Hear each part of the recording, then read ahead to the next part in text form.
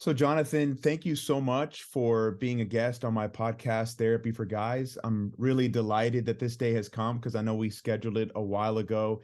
And I just finished your book last night and I really enjoyed it. It was very thought-provoking. And yeah, I guess I'm just thankful that you reached out and sent me the book. And I'm just really looking forward to this conversation because I think it has a lot of things to say to even our contemporary culture. And I'm just wanting to kind of pick your brain on some things. Yeah, man. Hey, it is really good to be with you, and it's always nice when someone returns my phone call. So, you got that going for you, whatever else happens. So no, I really appreciate it. Thank you for reading the book. It means a lot to me, and yeah, there's plenty to talk about, and hopefully plenty that intersects with our culture. Yeah, for sure. And and let me just say, and I'll include like the links in the show notes. I would love anyone that's listening to just go ahead and check out the book. I'm sure they can find it on Amazon and anywhere else books are sold. I don't know, is there a Kindle edition as well? Yep, Okay, digital, okay, and I started to do an audio, but yeah, geez, it got to be too much, and sure. especially with all the footnotes. Audio can get weird when you have a lot of footnotes. So Yeah. And I also think too, anyone who's listening, I'll have to kind of remember to include this in the show notes. You do a Substack as well, where that's right. you kind of throw out reflections and give people things to think about in terms of your writing and your thought. Yes, that's the idea. Give people some stuff to think about. It's just been a really good way to stay in touch with folks. And so I migrated over to Substack a few weeks ago, a couple months ago now, and I've really Okay. enjoyed Nice. that space. So Have you yeah, found it to be a good format for you? it has been good. Previous to that, I've tried a couple of different things, but and I also do some Patreon stuff as well. Okay. All of it's been good, but Substack is just the way it's laid out for me. It's been really intuitive, and then I sketch and draw stuff, so that's been easy to throw on there and audio, and so far it's been pretty cool. Yeah, Oh, dude, that's great. I'm really happy to hear that. yeah. So I know, and I know we kind of texted briefly about this earlier this Hmm. week because I wanted just to be mindful and very respectful of your story. But where I would love to start is maybe what led to the formation of the book, A Theology of Consent. I know there's some autobiographical stuff that's linked to it. I'm sure that's very complicated and there's a lot there, but whatever you feel comfortable sharing, I just thought it would be a significant place to start, as we kind of dive into this deep theological text. Yeah, thank you. So where to start? There's about a half a dozen different inroads to get in there. Okay. Uh, in a lot of ways, theology of consent. Um, well, one way to explain it is at one level, it's me trying to kind of um, describe how I think mimetic theory, Rene Girard's mimetic theory, might be wired. And then also me trying to describe how I think open and relational theology might be wired. And then the third part is me crossing the wires Sure. and then just basically seeing what happens. So that's one way to explain it, and it works. It works that way. The deeper thing, and the thing you're probably hinting at, and as you know, with your line of work and what you do, I mean, there's always all these other motivations and this stuff Absolutely. that's going on that sometimes we're aware of, and sometimes we don't even know we're aware of. Right. And so for me, what's been going on for a long time, well, really my whole life, is trying to make sense out of the way I was raised. First of all, I had a great family. My dad was a pastor. Both granddads on both sides were pastors. Oh, So I come wow. from a pretty heavy evangelical-ish, quasi fundamental biblicist kind of background. Got you. What was it? What tradition was it? Wesleyan Yeah, or Holy? Okay. yeah, Church of the Nazarene. So it's Okay. Wesleyan, though a lot of the Nazarenes don't know they're Wesleyan. Probably Okay. they probably think there's something else. It's kind of like a lot of things now, and I don't mean this to be disrespectful, but it's kind of like a Sure. lot of things. It's like an amalgamation of, it's like just American Christianity. It's like a hodgepodge of all kinds of stuff, right? Sure. Sure. And a lot of it, I mean, there's a lot of good people, but a lot of the thinking is it's a little bit skewed at this point. Mm. So I guess the longer story is, yeah, that was all positive. Well, let me back up. My family was positive. our Okay. relationship. So that was good. But the larger church thing was so legalistic and so oppressive at times, but very complicated because there was also a lot of good stuff. Yeah. So I kind of lived through that. Not surprisingly, I became a pastor because basically I was shocked to find that out, basically the mimetic influence. I mean, Yeah. I had no chance, right? And so and then I started meeting people that were different from me, Mm, that were really cool people, but they were just different. And I kept leaving those encounters like, well, this doesn't quite add up, because my religion, my tradition was telling me there had to be one way to be cool. And then I'm fast forward through a bunch of stuff, but sure. I'm juxtaposing meeting really interesting people that are different than me with pastoring and trying to get into the Bible a little bit, which has all of its inconsistencies and paradoxes and great stuff, but horrible stuff. And then the third piece is my partner and I, we've just been through so much stuff in our life. I mean, there's been so much death, Mm, and a lot of it's been intense. And the most intense thing then is New Year's Day 2015. Our only daughter, was killed in a car wreck. wow. So that's how we started the new year. And so that was 8 years ago, 8 years, 3 months, 3.5 months. And so really, for the last 8 years and 3 months, I've been disassembling and reassembling what I think about life and love and God and theology and art Yeah. and pain and um, why bad things happen. And oh, by the way, why good things happen. And Theology of Consent is not the end. Mm, I've written a few other books and done a lot of stuff in the last 8.5 years, but it's kind of it's a denouement. It's a little bit of a resting point, yeah. that a lot of the stuff, this is kind of like, I can at least point to this, probably for, if for no one else, at least for me, I can point at this and say, okay, this, it doesn't answer everything, but it gives a really good, it gives a good take on why I've kind of am landing where I'm landing. Sure, sure. And I am, a psychotherapist, so I think about these things from working with people in their suffering. And, I'm sure anyone that's listening could at least understand what I'm going to say and maybe even agree. If there's one thing that some of the adult clients that have children that I work with will say is, I cannot imagine losing one of my children before I go. So I think what you experience in ways that I'll never understand is probably one of the most difficult things a human being on this planet can go through. So it's tremendous that you went through that and then kind of came out of it thinking some of the things that you think and producing some of the things you produce. I think it's quite beautiful, but I'm sure it was a very painful road. Yeah, thank you for saying that. And it has been, and it still is, even though there's been a lot of really beautiful and good things. It's just this ridiculous, absurd thing Sure. that, yeah, as a parent, it feels so backwards. It's not supposed to work like that. And I remember early on that feeling of, oh, wait a minute, because she died when she was 20, Mm-mm. right, kind of like threshold of being an adult. It's Yeah. like, as a parent, you've done everything to get them right to that spot, and then all of a sudden, literally in a heartbeat, they're gone. And you think, Oh. wait a minute, that's not the way it's supposed to work. We're supposed to show her how to do this, and then she steps into it. And that was supposed to be true with death, Mm. but as it turned out, no. And so, yeah, really, really shocking, really, really hard. But from early on, there was some really extraordinary kind of things. Maybe I'll share a little bit about. I don't talk about this as much, but on New Year's Day, when the day that the event took place, um, that really became like high octane fuel to launch me on this, like, really what I think about life. So Sure. I woke up early that morning and I was reading Elie Wiesel.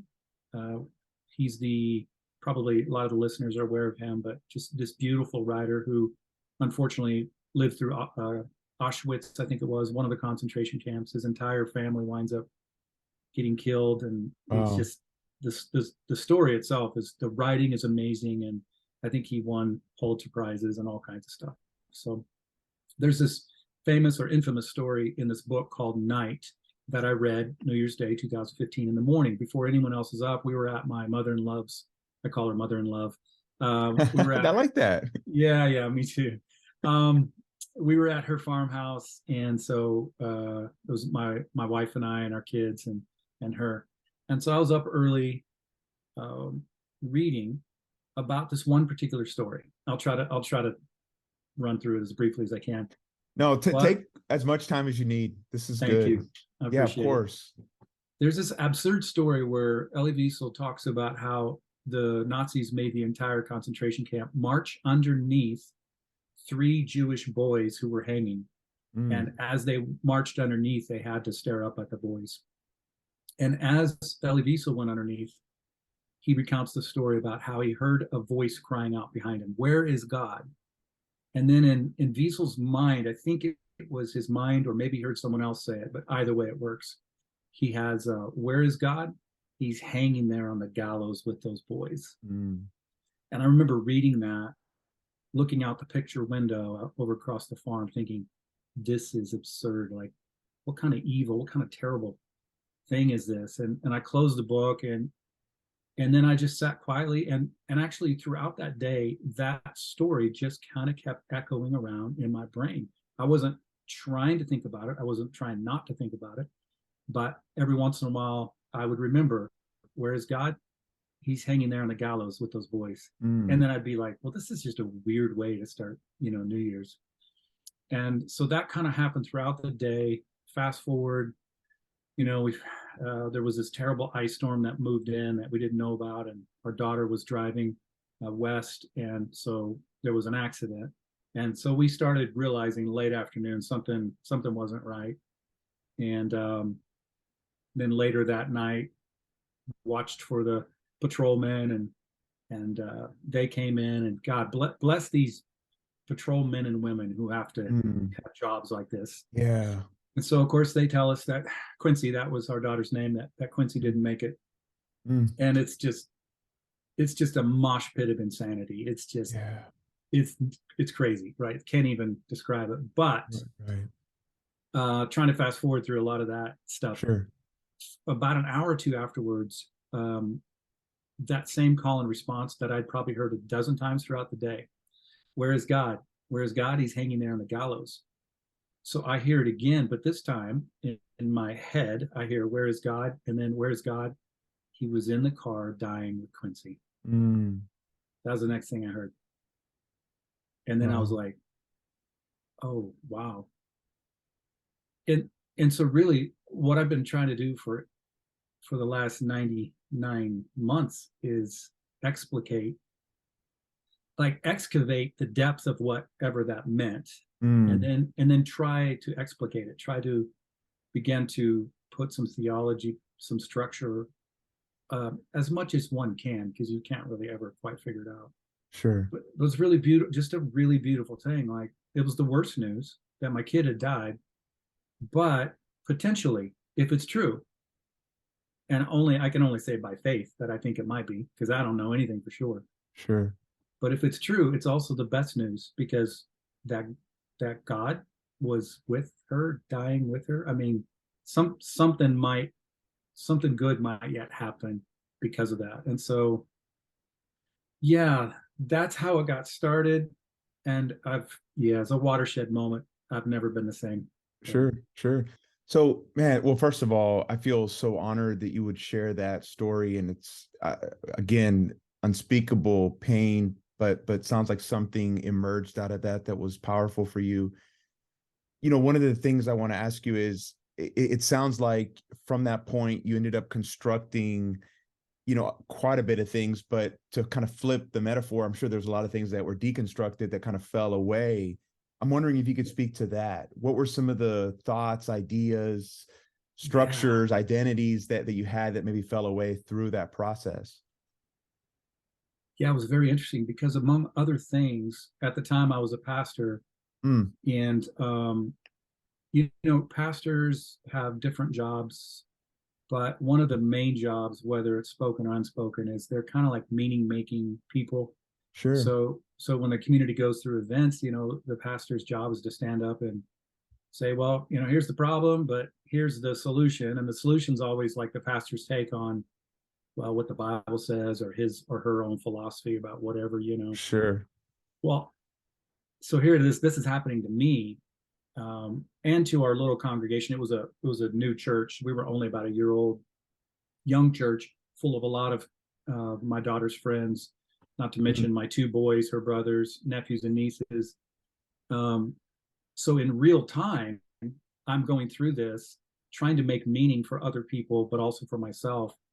And little by little, the meaning making that I'm making is different than what that tradition had normally said. Got you. And a lot of that can just kind of be boiled down to the whole idea of, essentially the American religious thing of, we got to get God out there and here, complete us, almost like God is the sacred object, right? The coin Sure. that we lost, that then Jesus returned to us. And if we just put it in the vending machine, then God will dispense wholeness or peace, and we can be complete. There's a lot of other, synonymous terms. We can have peace or salvation or whatever. Sure. And there's a sliver of kind of truth to that for me, but I wasn't finding that wholeness, so to speak. I kept finding there was just all this antagonism. More than that, I didn't even want to get rid of the antagonism, because the antagonism to me was evidence, like it was the last thing I had left of my daughter. It was that last piece that was somehow still connected. So to try to answer your question, it was really, really challenging. And maybe in retrospect, I don't know. I'm like 51%.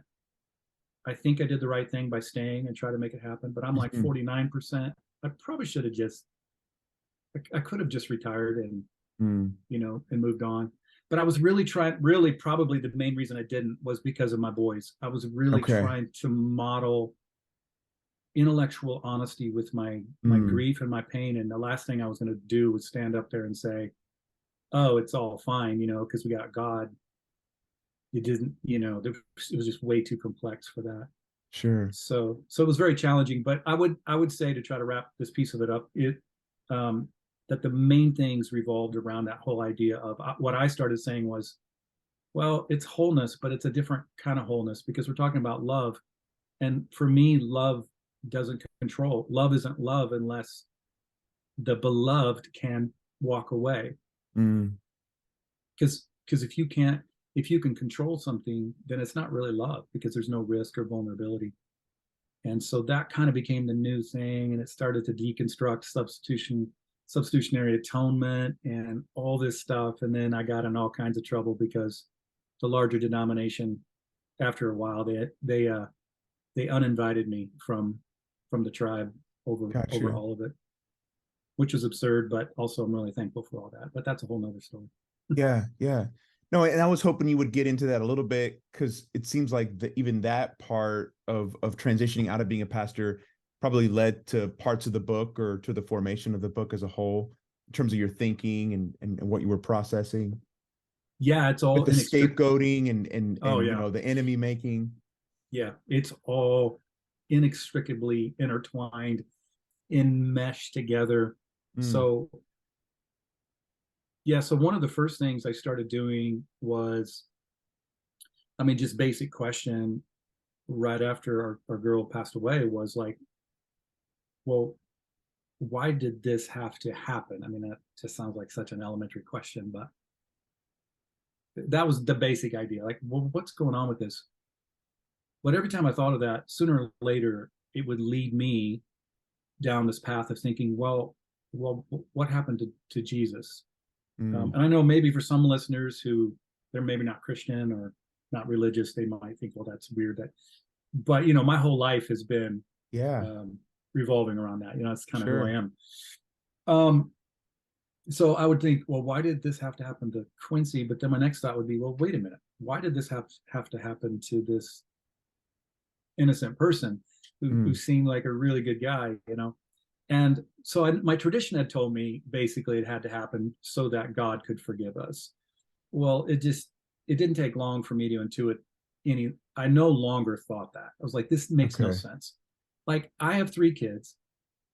There's never been once in my life where one of them came to me to ask for forgiveness where I said, you know what, hold on, let me go get one of the other kids and beat the hell out of them first. Right.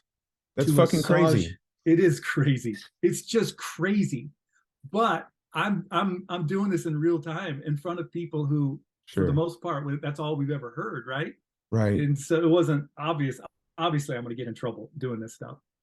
Um, so I can't remember now what the question is, but that's where we started going, and that really, that one thing there, which was I started saying Jesus didn't have to die. You Right. know, God God can forgive. He doesn't need death or sacrifice. Which, by the way, for people who care about, that's actually biblical.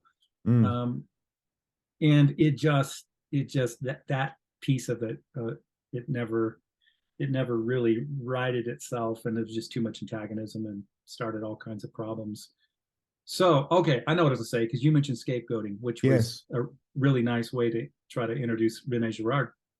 So I'm intuiting as a father and thinking about love that this is whacked. This isn't right. Um, and then somehow I landed on Rene Girard.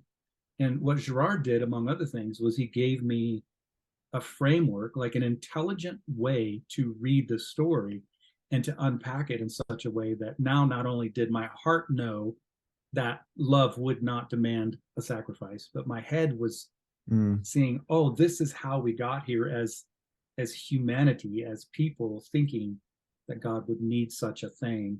And it has to do with this whole scapegoating mechanism and his mimetic theory. And it was life changing for me, and it continues to be life changing for me. Okay.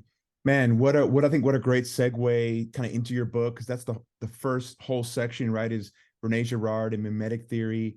You know, as I was thinking about how I wanted to introduce that, I know this is probably going to be a little difficult. I know that I couldn't do it, but you seem a lot smarter about these things than I am. I was hoping you could imagine walking into an elevator and introducing this idea to someone who's never heard of, you know, Rene Girard or mimetic theory. How would you do that kind of in simple terms, but still capturing all the nuances, which again, I'm asking you maybe an impossible way to do that. But well, it depends. Now, is the elevator going anywhere, or are we just sitting there? Oh, that's a great point. You know what? We're just sitting there. Okay, well, if we're It's sitting there, then it's not a problem okay, go. because then you have all day. There you go. Uh, yeah. So, okay, great question. Maybe I'll try to give my take on an introduction to mimetic theory. Sure. It's not really linear, but you know, our brains work in such a way that you have to try to figure out a way to put it together. Yes. So I normally do a 4 or 5 point thing, and I'll just say them all real quick, and then we can unpack them. But it has to do Okay. with desire that leads to imitation, that leads to conflict, which leads to scapegoating, and then the fifth piece is the rinse and repeat. It's the Okay. ritualization of all of it. And Gotcha. so Girard was this French American intellectual, huge thinker, and I'm convinced. Well, it doesn't matter. What I think is that in the years to come, we will look back and say that this guy was incredibly influential. He already Mm. has been, but he was something of a polymath. He didn't really fit into one particular category. So um, his work is kind of fleshing out in a lot of different areas: theology and psychology and anthropology for sure, and in literature. Girard primarily was a literature guy, Mm. and he kind of comes out of psychoanalytic stuff. Like, he's definitely influenced by Freud's and the Hegel's and the Lacan's. And really fascinating side note, I didn't even know this until I got into the work. Girard was responsible. He was working at Johns Hopkins back in the 60s.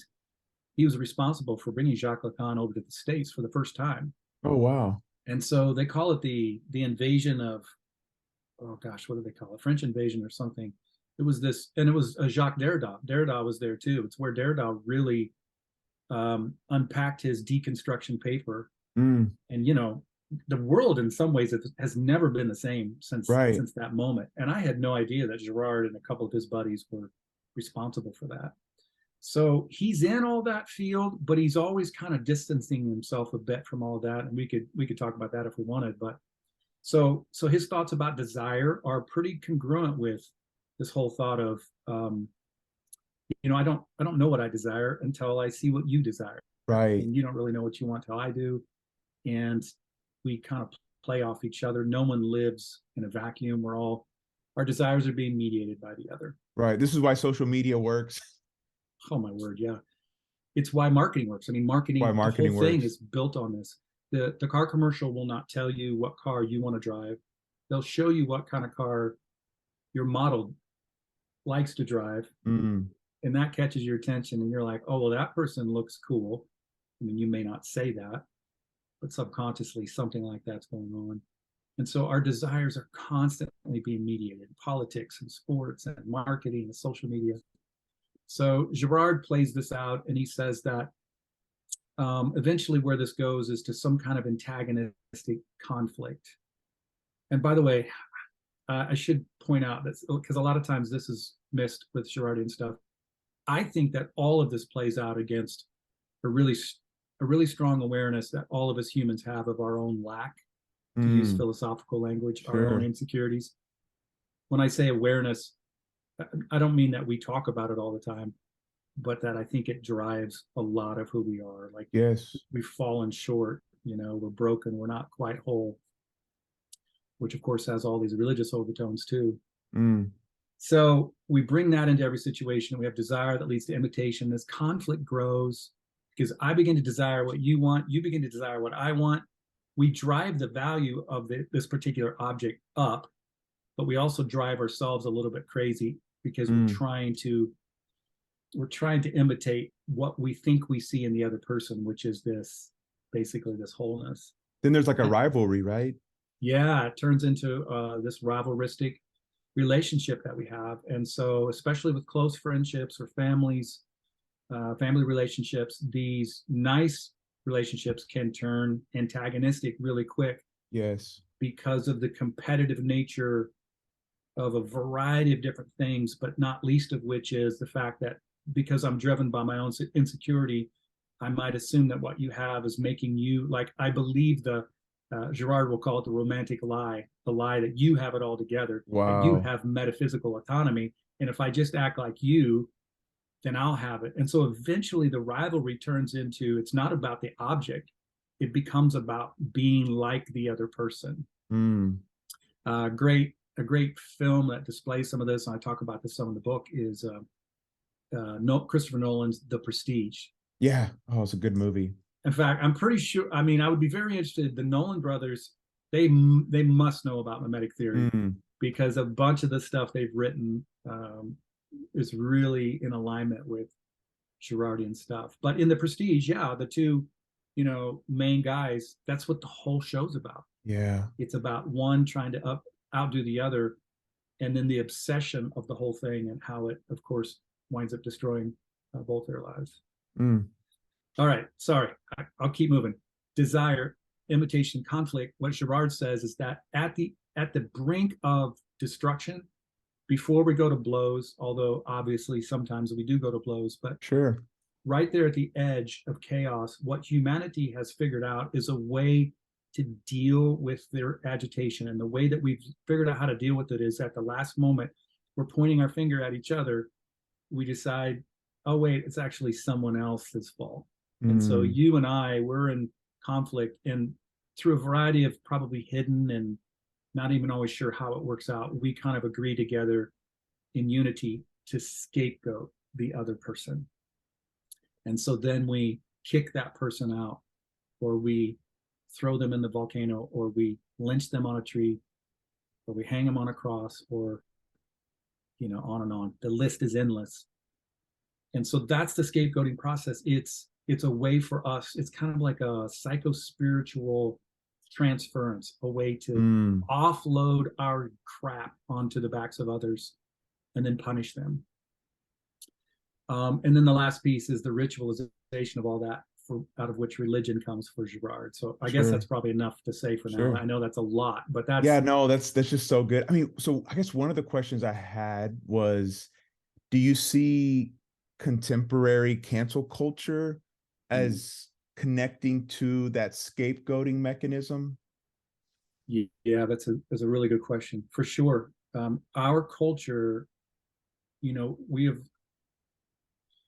you know, so one of the things for Girard is really interesting. He wasn't a believer. He wasn't a particularly religious person because he was a Okay. good French American. He was a good French, intellectual. You Yeah. can't be a, You you gotta stay can't, open.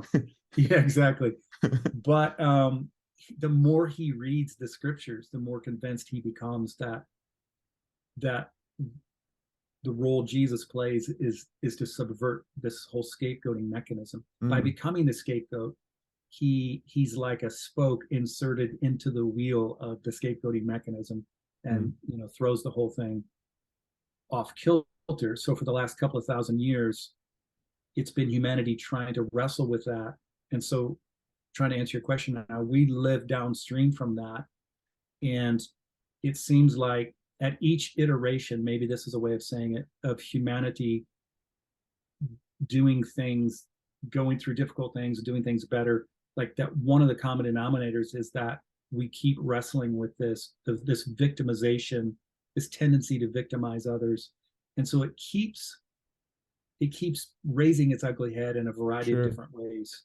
And so, yeah, for sure, in the cancel culture, that is just a way to get, if I have some antagonism, it's really, really easy, as we know, to Mm, go online and to pick on someone, because you can rally a whole bunch of people around that and make you feel better.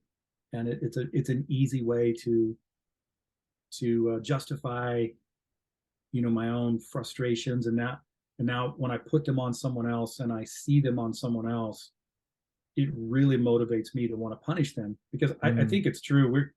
I don't think I'm ever more frustrated than when I see some of my own garbage in the life of someone else, and so it kind of sure. justifies. And then I love to cancel them. It makes me feel good because I feel like at some level, I mean, we're talking about hidden desires here, but at some level, I feel like I'm canceling myself, and Mm, that feels good because I'm aware of my own lack and my own insecurity. So mm.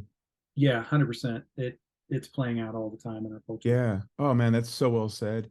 And I think the other thing too that I've experienced is I not only feel good when I do it, but it also connects me with like the community, or it's like a bond with others who are also kind of scapegoating whoever it might be. So I was hoping maybe you could speak a little, and you do a great job in the book, but could you speak to how it kind of glues a community together when they scapegoat? Yeah, it's a really good point because there's something very powerful about unifying with other people. And so Girard would say scapegoating is always built on two lies. One is that the crowd is innocent, Mm, and two, that the victim is really guilty. wow. And what he part of the reason he comes to this conclusion is because he's looking at literature, he's also looking at anthropology and watching how myths have been created throughout time. And for him, myths, the great mythic narratives of humanity, always have the crowd being innocent and the victim actually being guilty.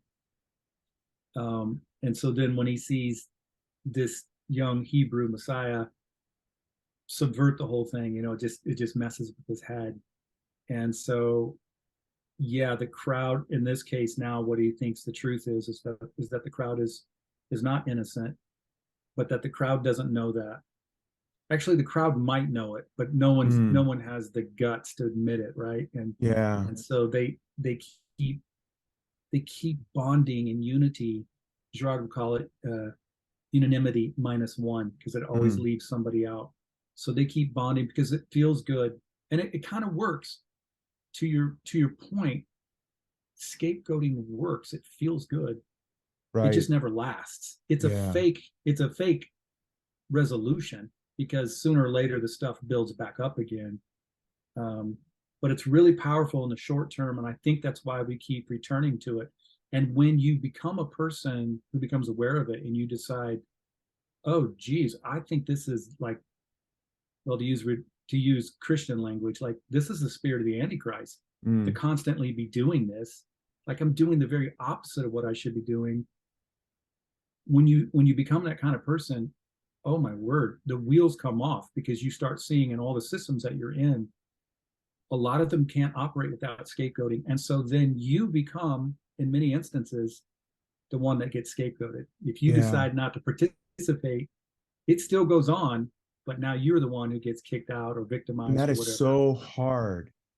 It's so freaking hard. You know, I think one of the things that's coming up for me is I think if there's any sense in which I try to stay connected to Christianity these days, it's, around the teaching where Jesus talks about, loving your enemy and, paraphrasing, not scapegoating. And I want to live into that ideal, but because of my own anxiety and my own proclivity to want to feel good and scapegoat, it just almost becomes this impossible thing that I really have to be conscious about. Amen to that. We should take an offering right now because you just Yeah. you just said it, man. Me too. And it sucks because the more you learn about it, the more aware you are of it. And you're like, dang it, here I go again, because Yeah. it's so easy. Now, the counter to that is it's also really important to remind ourselves that it's okay to set boundaries. It's okay to Mm, draw lines. Actually, more than okay. There are times when you do have to call out injustice. right. But for me, I am constantly, there's not a day that goes by now in my life. And it's been this way for about 4 or 5 years where I'm not trying to name a particular injustice. Well, where I'm trying to name an injustice, but I'm always thinking in the back of my head, okay, what exactly am I being motivated by here? Mm, Nietzsche says, beware the monster lest you become the monster. yeah. And I think that's a bit of what you're talking about, but it's super, Sure. super hard because it's so easy to just to try to offload all of our stuff and to not own our own stuff. Sure. So amen for sure. Yeah. No, I mean, even, if I have a tough day at work or there's somebody in my life that's just getting on my nerves, it's so easy to just kind of vent about it with my wife, and it kind of builds into this thing, and then we start hating them together, even if it's Yeah. just with our words. Yeah. And I'm not saying there's no place to have negative thoughts or, say horrible shit about people sometimes, but Right. I think if it goes unchecked, it does build and grow into this thing that then makes you super negative and affects other parts of your life. So Yeah. And yeah, then it's a work. It's a work it to do. is, it metastasizes into other Well things. said. And then you influence other people because, if we live in a relational cosmos, which I think that we do, our desires, other people's desires are being mediated by ours.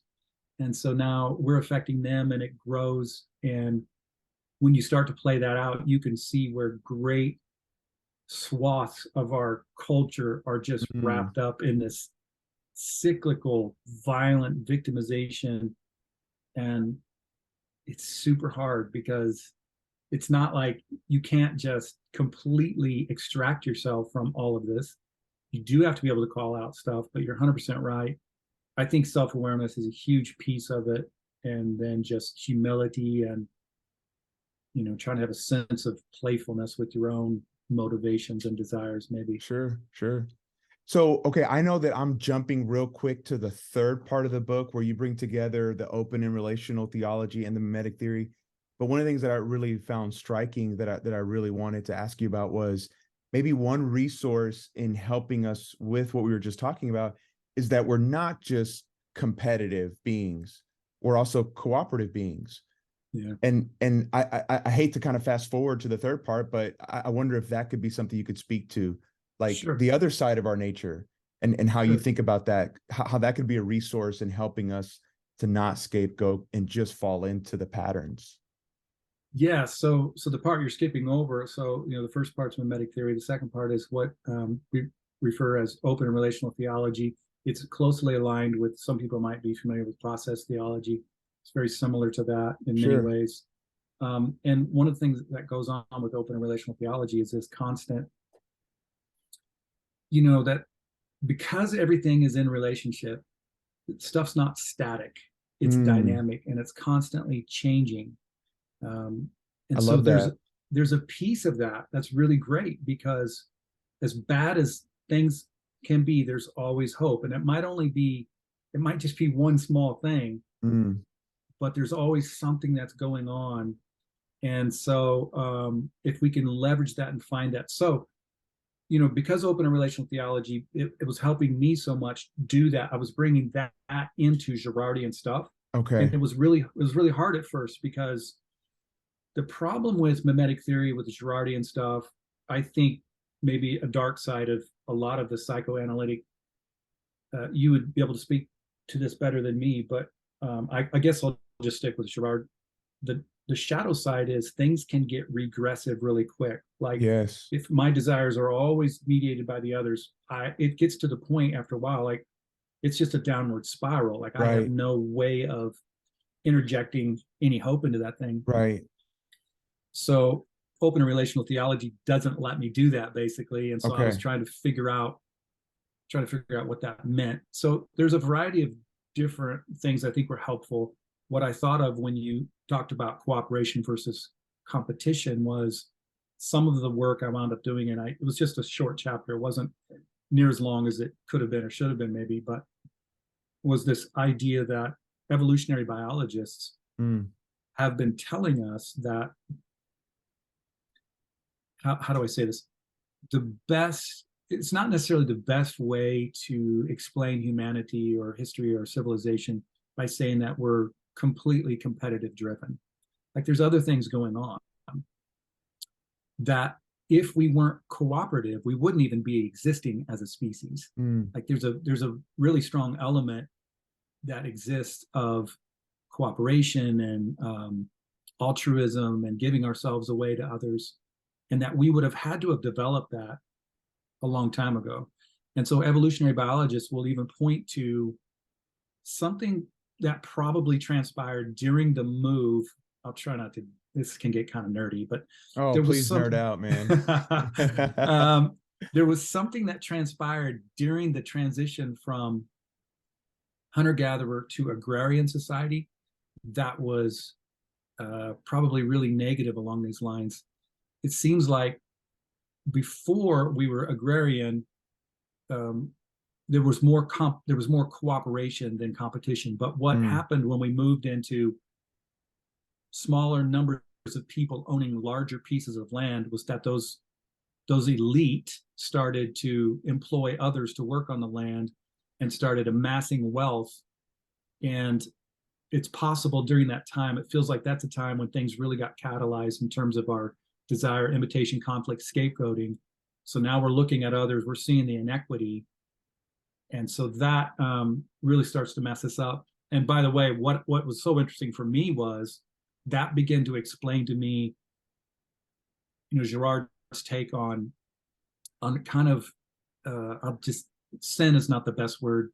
I don't love the word, but I'll just use it for now. Sure. Sin kind of is this, I guess, metastasizing that we mentioned earlier might be a way to think about it, of all these weird desires. Well, that starts to happen in the biblical story.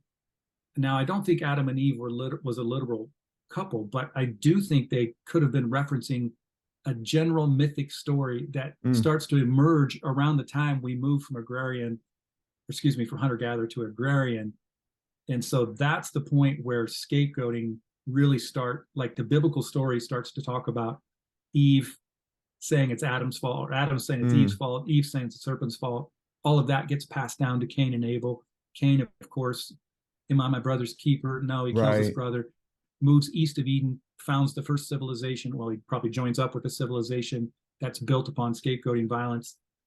So for Girard, he'll say things like, or maybe he doesn't say this, but Girardians would say things like, mimetic theory is as old as Adam and Eve, but it's not necessarily older than that. It's just basically the biblical story picking it up. That's fascinating. But previous to that, we had cooperation, and cooperation's been a part of the story the whole time. So I didn't say that very well. People are just going to have to buy the book, I guess. Yeah, no, I love it. And so one of the things I was thinking, I can't remember if you mentioned this in the book or not, but I was thinking from kind of like a neuroscience perspective, they talk about something that we have called mirror neurons, Yeah, yeah. which if you look at them, I think from a Girardian perspective, they're the very thing that probably leads to that imitation and all the stuff that's really negative that you mentioned. But it's also the foundation of something like empathy. Right. And our ability to have like this theory of mind, to imagine that this other person across from us also has an inner life, and maybe that leads to us not wanting to destroy that. So to me, it's like this fragile double-edged sword, right? It can lead to the competition or the cooperation. No, it's very well said. It's true. It's what makes us human in many respects. It's this ability to imitate and to take it to the next level. So it's fun to watch your kids, imitate you Yeah. and And then also participate. not fun when they're imitating all the bad Exactly. stuff. True. Very true. It can work both ways, to your Sure. point. And what a lot of Girardian work does is it tends to only go the negative way. Got And you. so what I realized into my work was, um, not that I'm doing it as well as others, but that it's a minority group to take Girardian stuff and want to go towards love and towards empathy and towards the Okay. other, Okay. and towards hope. Sure, sure. Okay, so Jonathan, let's go back to the to section 2 where you get into open and relational theology. That was sort of a subject I wasn't as familiar with. So Sure.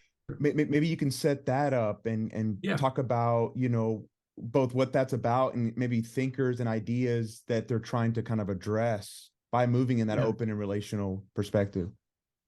Yeah. Open relational theology is a relatively new way to coin a kind of philosophy and thinking that revolves around a guy by the name, it really has its genesis from a guy by the name of Alfred North Whitehead. Okay. And Whitehead was a famous philosopher, friends with Bertrand Russell, and in the early 1900s. Brilliant guy, like a brilliant mathematician, who, by the way, also lost a child. And Mm, though he doesn't write much about it, it seems to me, as I've kind of read through his stuff, that there's just no way something like that doesn't influence you and affect you. right. So, and Whitehead's stuff kind of was forgotten about by a lot of folks, but a lot of the theologians, some theologians, I should say, kind of kept it alive in the 20th century. And it's fun to see having a bit of a renaissance, a bit of a resurgence right now. Okay. But open relational theology is, I usually explain it by just using those two words. I usually start with the relational piece. Like, it's this commitment to understanding that everything is interconnected, enmeshed, entangled. What we've known for a while now is that we don't live in a substance-based, materialistic, mechanistic society, Right. but that everything is interconnected. And we were kind of figuring this out, but then certainly with quantum physics, it just blew everything open. Yes. Can't even observe certain things without messing them up with our observation. I mean, it's just spooky stuff, right? That's what Einstein referenced it as. Yeah. So things are deeply interconnected in all kinds of ways, and microscopic, macroscopic. The way kind of I go is the way the world goes, and the way the world goes is the way I go, and in very real ways. Mm, So it's this relationship, it's this commitment to a relationship-based reality. yeah. Do you mind if I pause you just real quick? 'Cause I Sure. can't remember if I mentioned this to you, but in terms of my own therapeutic practice, probably the theory and the methodology that most informs my work is something called relational cultural therapy, which is built on relational cultural theory. And it's basically applying some of those insights to psychotherapy. It basically holds to kind of a relational ontology. It sees mental health struggles and people's issues as kind of rooted in sort of relationships, and so that part of the book really resonated because it connected with how I think about people, and less from a theological perspective, but some of the scholars get into the quantum physics of it. So that was really inspiring to say, oh, wow, there's something in theology that's kind of hitting at that as well. 100%. It's so true. And I'm so glad to hear you say that. And I find this all the time. It Mm, feels like a lot of us we may not be using the same language, but a lot of us who are moving through this particular day and age that we live in are being connected by this idea that, you know, everything is interconnected. It's a part of a larger continuum. And even, you know, the non-religious science group, Sure. they're more and more saying the same kind of thing. They're hesitant to call it a God, or Right. to really want to talk about love and those kinds of things. But that is the reality of the situation. You know, like in a cell, the power is not in the electron or the proton or the neutron. What it seems to be is that the power is in the relationship between the three. And we know what happens when we try to separate that relationship. I mean, atomically speaking, that's not good. And I think that's a really apt metaphor for what happens in the rest of life. I love when that. we try to separate ourselves and be substance-based, and like in your context, to only tackle mental health from what this one individual has done or is doing. Right. Doesn't really make sense. Obviously, they have choices. There are things that they have to. Sure. There's all these other things, that pressure and constraints and positive and negative, that they're responding to. So totally, yeah. Thanks for sharing that. That's true. Yeah. No, absolutely. Okay, so that's kind of the relational side. What's the open theology thing all about? Sure. So the last piece, well, there is no last piece. It never really stops. But a piece of a piece of the relational part is what open relational theology does. It says, it takes all that and says, maybe this is true of the divine as well. Rather than having the divine be separate, living outside of space and time, you know, coming in from somewhere else, like an interventionist kind of a God every once in a while, but you know, he's got plenty of other things to do and can't stay or whatever. Sure. But that the reality of the entire cosmos is threaded through and through with this agent of, I mean, I reference it as love. And I love that part. It's a deep commitment to us. It doesn't get God off the hook. Like, God's a part of this whole interconnected stuff too. Okay, so if that's true, then what it means is that the divine is in real relationship with us. So here's how I view real relationship. Okay. A real relationship does not know the future. A real relationship does not control, cannot control. You know, with me and my partner, we've been married, we're going on 33 years. If I loved her, if I could tell her what to do, which is hilarious, that's that's obviously never happened. It wouldn't be love, you know, it would just be me telling her what to do. If I knew exactly what was going to happen to us tomorrow or next week or whatever, there's no vulnerability, there's no risk, there's nothing left to chance. It's all been planned out. And that might be something, I don't know what I would label it, but I wouldn't label it as love, because I would already know everything that's going to happen. And then I would, it just sends you down this rabbit trail. So open relational theology says that no, God's in real relationship with us, and because of that, cannot know the future. And so things are happening in real time. The future is an unknown entity. There's a multiplicity of factors as to why certain things come about. Sure. But if everything's related, it can't just be one particular way. So the future is not settled. That's the idea. Open and relational theology. That's kind of it in a nutshell. Sure.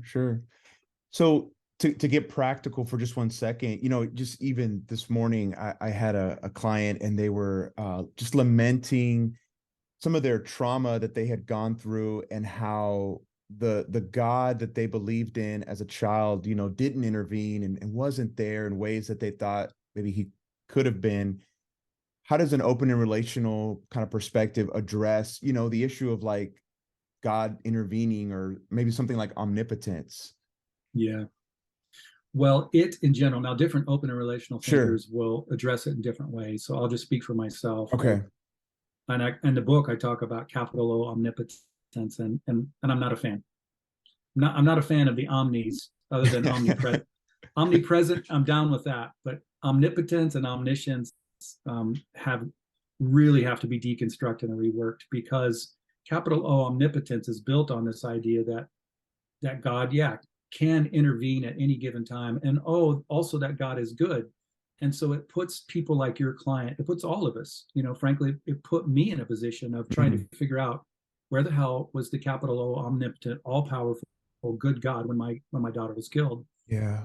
And then you have to kind of got to work through a whole bunch of stuff to try to get that God off the hook. So I think it sets us up to think in unhealthy ways about who God might be, if God really is love. So that's my commitment. I think I don't know anything for sure. I could be wrong about this stuff, but what I think is that the best thing we can say about the divine is that it's love. By the way, for those people who might care about what the Bible says, that's also what the Bible says. So it's not like I'm making crap up. I mean, Right. so in my own experience and in the sacred text of my tradition, I think the best thing you can say is that God is love. So if God is love, what that means is that God is always present, God's always available, God's always working, may not know the future, but is always prepared to work in and through all things, is constantly luring us and inviting us to better decisions and to better choices. People still have free will. People will still, and because of that, we have trauma and all kinds of problems. But it doesn't necessarily mean, and I'm fine if people blame God. I'm not trying to necessarily defend God, because I think people have got to go down their own kind of path. Sure. But for me, it doesn't necessarily mean it's God's fault. God is a part of the whole thing, because, I mean, certainly God, he or she is responsible for what we have more than any other agent in the universe, I think. But it doesn't mean that God would want something bad to happen. But it also doesn't mean that God can step into anything and just stop things, because love does not force. Love is consensual, which is the whole idea of the title of the book. It's Right. Theology of Consent. I think consent has everything to do with what's going on. Yeah. Oh, that's powerful. Hmm. Can you speak to this in the third part of the book? You know, you talk about the evolution of religion, and you had some reflections on that. Mm-hmm. I want to kind of just throw that out there and see where you go with that. What do you mean by kind of, yeah, the next phase of religion, or how religion could evolve? Yeah, I think that what I think is that there's a divine infused thread running through evolution, and that there's an evolution infused thread running through love. I think I said that right. Is this the texture that you talk about? Okay. Yeah. So when I think of evolution, especially in the book, when I start talking about evolution, it's right after I'm really trying to wrestle with Alfred North Whitehead's ideas about religion and Girardian ideas about religion, because they're two really different things. Whitehead says that religion is world loyalty. Yeah, I like that. Girard, for him, religion it's the way to maintain and order our violence. Well, I mean, I don't like that, but I see the veracity of that too. And so I got these two things. So I'm not a great Whiteheadian. I probably never will be, but I tried to bring these things together. And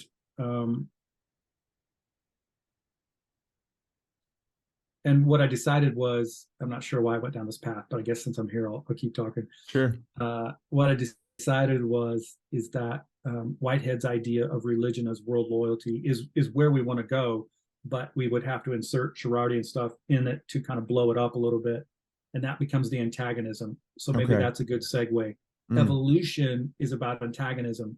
It's about entropy and things dying, but and then new things appearing. Right. What the non-religious science guy would say, not to pick on them because I have a lot of respect for those people, but what the non-religious science guy would say is that evolution is the answer to everything.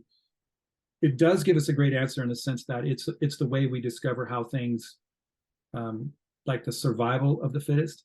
But it's not a great answer in terms of the arrival of the fittest or the adaptations. So it can tell us how we kind of got here, but it doesn't tell us why, in the midst of entropy and antagonism, in the midst of the depths of evolution, that still, and from a macro perspective, things can complexify and get better, and self-organization takes place in the middle of all the chaos.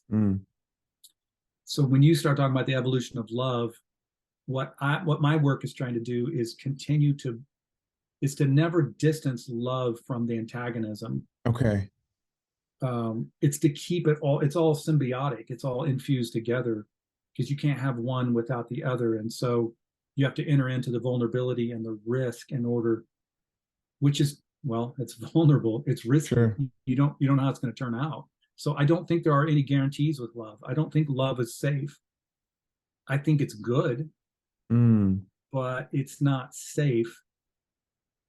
And but I think that that's the goal. And so if you enter into that, there's an evolution of thinking, and it's the way to get humanity maybe to the next iteration, which is to constantly be propping up these religious systems or political systems or economic systems, whatever system you want, as being the thing that we're going to get there and we're going to finally be safe. That doesn't exist literally anywhere. Love is a thing we could put our hope in, but even then it's risky. But at least we have the hope of something still happening after all that. And there's evolution all wrapped up. Yeah. It's like it's worth the risk. It's risky, but I think it's worth the risk. This is what I tell my clients. I work with a lot of young men, and they'll have a relationship that gets toxic and doesn't go well, and they get burned, and they're like, I never want to give love a chance again. But then we explore, okay, you could do that, but then it's going to lead to a pretty miserable life, and you're not going to experience the type of meaning and zest and purpose that you could in a healthy relationship. So I can't tell you anything about what the next relationship is going to look like. I can't guarantee that it's going to work out, but I think it's worth the risk. That's so good. And that's just true of all of life. Right. Right. You don't know how it's going to turn out. And that's the way I view my Christianity now. Okay. Too. I don't see it as a guarantee of what's going to happen in the end. I don't think there are any guarantees except the guarantee of love. So as long as I can stay connected to that and allow it to stay connected to me, well, love is patient. So something, there's always a chance. And sometimes it's not about that other person or that other thing. It's about the kind of person that I want to be. Yeah. Do I want to be a person who, I'm not saying you have to risk everything all day long. I mean, obviously we all negotiate this. Sure. But in essence, I really want to be that kind of person that, despite all the unbelievable crap I've been through, can still risk. Yeah. Yeah, absolutely. Okay. So Jonathan, I mean, again, I want everyone to go out and, read the book, because, you make the argument very powerfully throughout its pages.